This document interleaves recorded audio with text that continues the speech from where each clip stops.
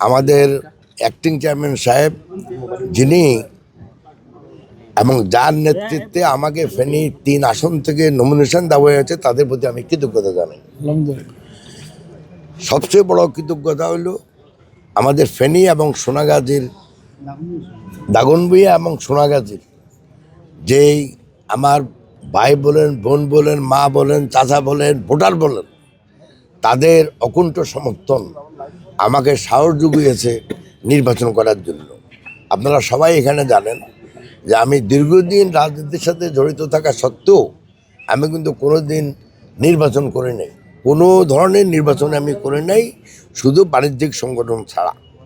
তো আমি একটাই শুধু বলার, আজকে যারা আমার কাগজপত্র বাছাই টাছাই করে যারা আমাকে আমার প্রার্থী থেকে বৈধ ঘোষণা করছেন, ওনাদের প্রতি অকুণ্ঠ কৃতজ্ঞতা জানাই। এজন্য যে ধরেন আমাদের মতো লোকের তো কাগজপত্র অনেক, এ অন্তত ধরেন 15টা ব্যাংকে আমাদের লোন আছে, তারপরে বিভিন্ন জায়গায় জায়গা জমিন আছে, কোম্পানি কিনতেছে, কোম্পানি আবার বিক্রিও করতেছে।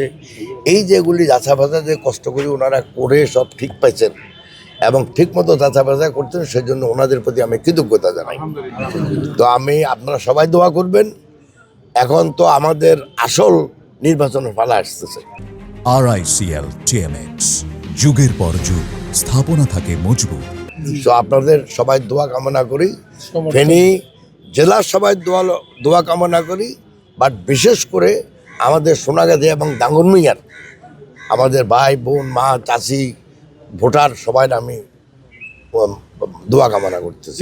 আমাকে কেন ভোট দিবে সেটা তো ওনারা বলতে পারবেন, তবে এটুকু বলতে পারি যে এখানে আমার বাপের একটা ইতিহাস আছে, আমার ভাইয়ের একটা ইতিহাস আছে।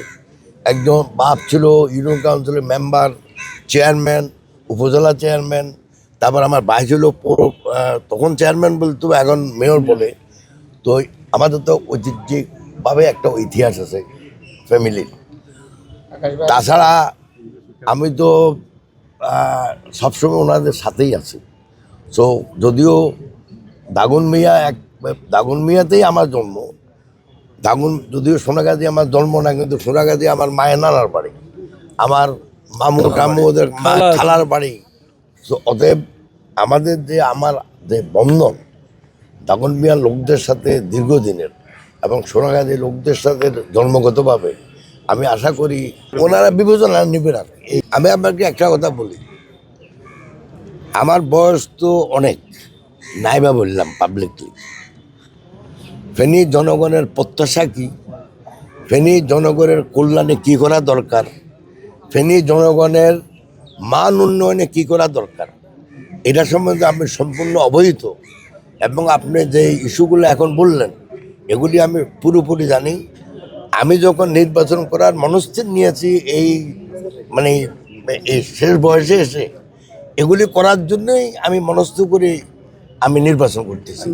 এবং ইনশাল্লাহ আশা করি জনগণ কখনো যদি আমাকে নির্বাচিত করে, আল্লাহর রহমতে জনগণ কখনো বলবে না পরে এটা ভুল করছি। এটুকু আপনাকে বলতে পারি। আমি তো বিএনপির একজন কর্মী।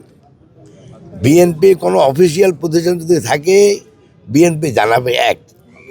তবে আমি একটা ব্যক্তিগত কথা বলতে পারি, আমি কাউকে তার যেই জন্মগত অধিকার, সেই অধিকার থেকে বঞ্চিত করার পক্ষের লোক আমি না।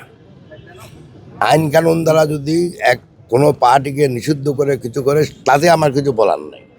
কিন্তু এমনি আমরা বলে দিলাম এই পার্টি করতে পারবে না, ওই পার্টি করতে পারবে না, আমার মনে হয় না।